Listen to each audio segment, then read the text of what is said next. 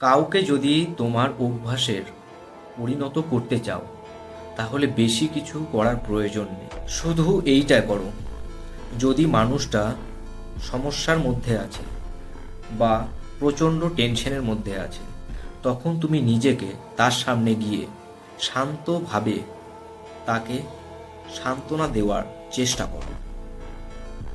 তাকে উপদেশ দেওয়ার দরকার নেই, তাকে জ্ঞান শোনানো দরকারও নেই। শুধু সেই মানুষটাকে বলো যে হ্যাঁ, তোমার সমস্যা বুঝতে পারছি, আর তুমি চুপচাপ থেকে যাও। আর এখান থেকেই একদম খেলা শুরু হয়ে যায়। কারণ মানুষটা তোমার সাথে বসে সে নিজেকে হালকা মনে করতে পারে, তখনই সে তার মনের ভিতরে শান্তি খুঁজে পায় আর তোমার কাছে সব কিছু শেয়ার করতে শুরু করে।